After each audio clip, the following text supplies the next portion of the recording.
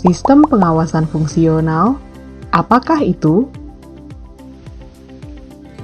Sistem pengawasan fungsional adalah pengawasan yang dilaksanakan oleh lembaga dalam melakukan pengawasannya melalui pemeriksaan, pengkajian penyusutan, dan penilaian terhadap pemerintah daerah yang dilakukan oleh departemen sektoral maupun departemen yang menyelenggarakan pemerintahan umum.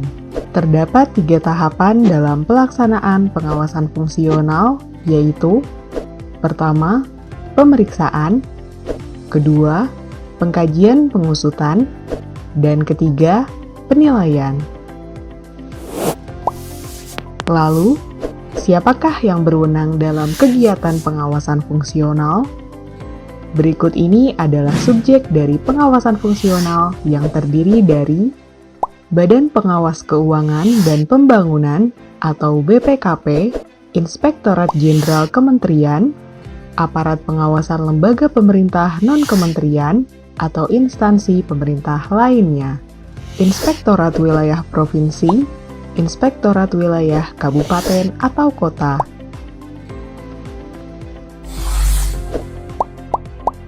Dalam melaksanakan pengawasan, terdapat beberapa metode pengawasan yang dapat dilaksanakan. Menurut Handayaningrat, dapat dibedakan menjadi 2 metode. Pertama, pengawasan langsung, yaitu pemeriksaan pada tempat pelaksanaan pekerjaan atau pimpinan organisasi mengadakan sendiri pengawasan terhadap kegiatan yang sedang dijalankan.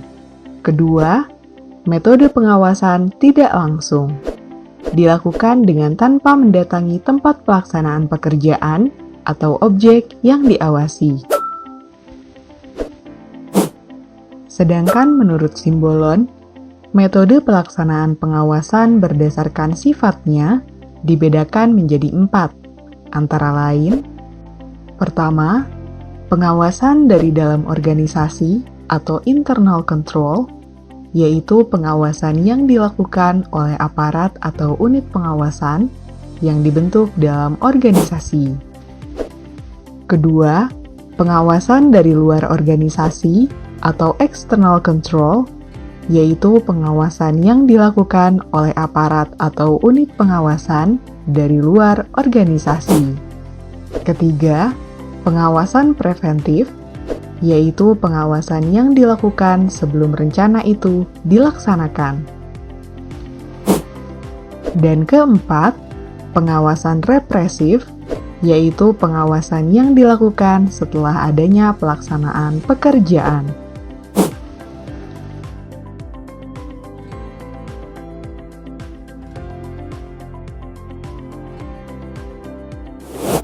Kemudian, apa itu lingkungan pengendalian?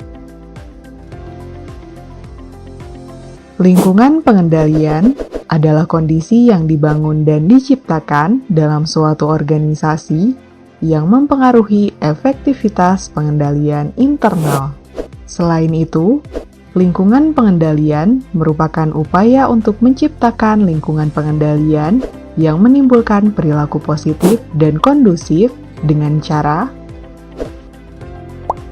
penegakan integritas dan nilai etika, komitmen terhadap kompetensi, kepemimpinan yang kondusif, pembentukan struktur organisasi yang sesuai dengan kebutuhan, pendelegasian wewenang dan tanggung jawab yang tepat, penyusunan dan penerapan kebijakan yang sehat tentang pembinaan sumber daya manusia, perwujudan peran aparat pengawas internal pemerintah yang efektif, hubungan kerja yang baik dengan instansi pemerintah terkait.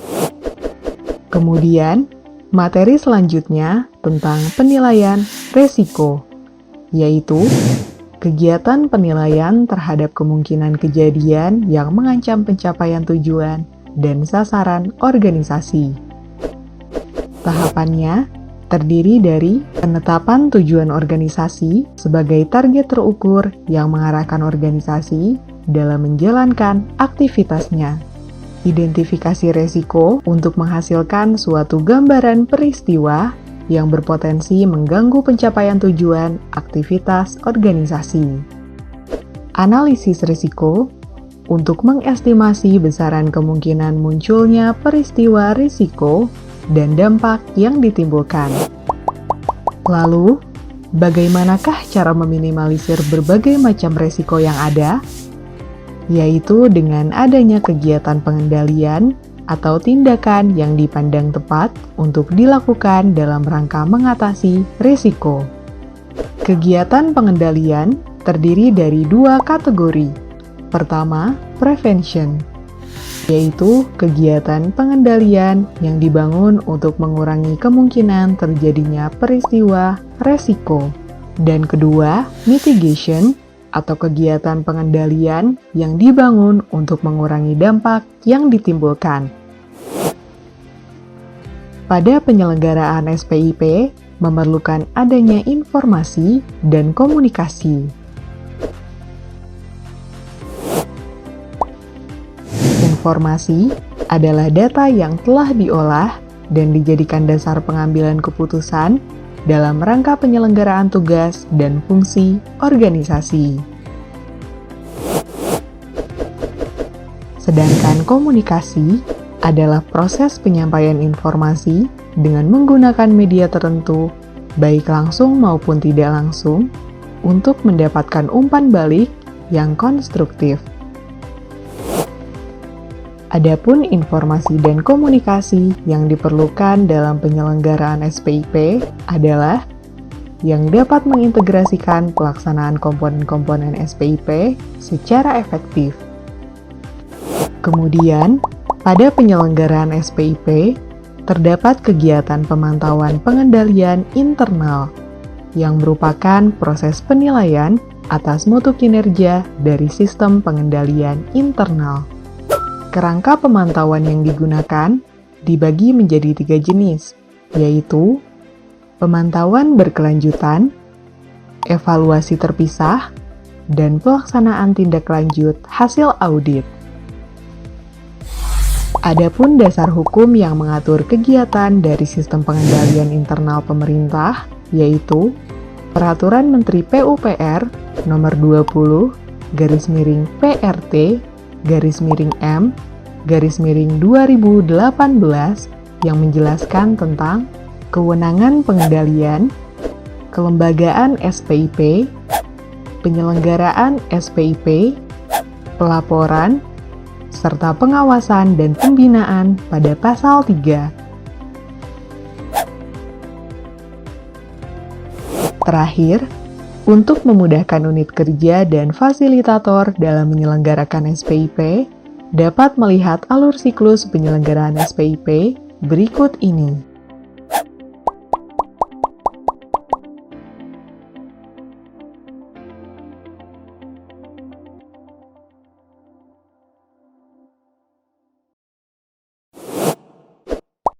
Setelah menonton tayangan ini, peserta diklat diharapkan dapat melakukan pendalaman materi secara mandiri melalui modul yang telah disediakan pada link berikut.